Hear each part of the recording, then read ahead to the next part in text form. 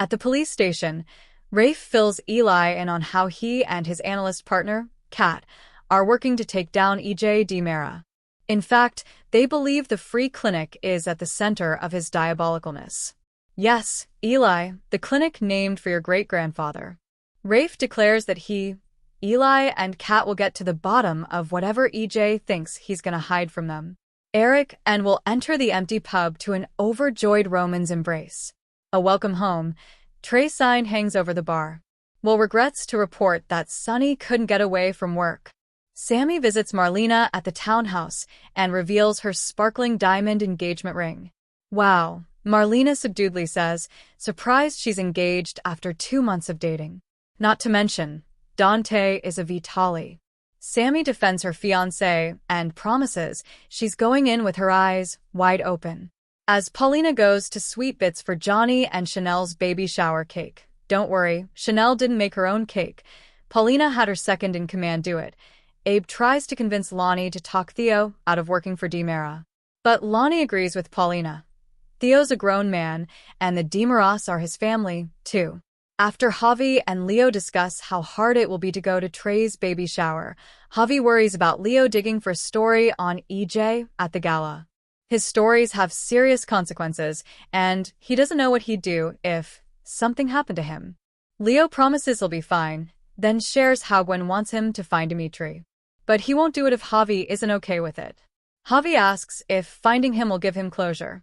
Leo doesn't know if there is anyone to find because if Dimitri wanted to come back, he would have. Unless there's a reason he can't. As Johnny and Chanel frantically try to sue the crying Trey at home, Chanel wonders if Sami would hate them if they canceled the party.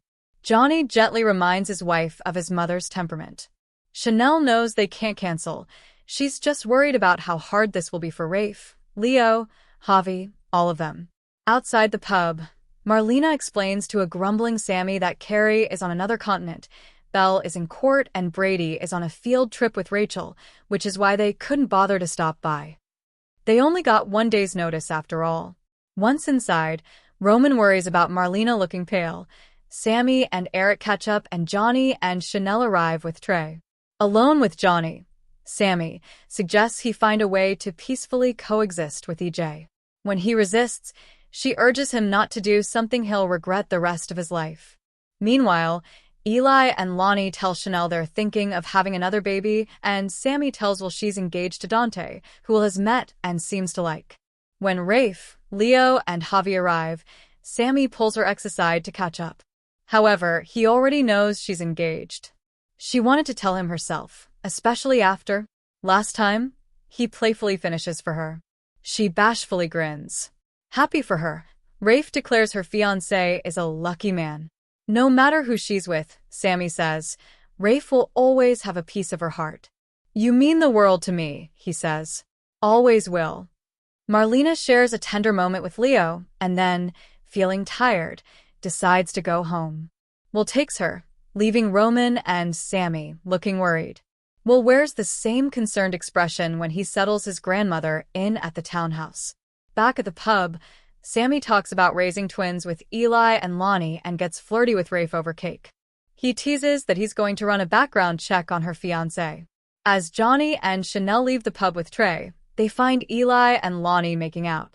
A sheepish Lonnie explains they finally have a babysitter. After the new parents leave, Eli gets back to it, which leads to them canoodling in bed. At home, Johnny and Chanel marvel over their son. Chanel says it was great to celebrate with their family, but this is even better. Back at the pub, Rafe learns over the phone that Tony never showed up at his next port of call. He's officially been declared missing.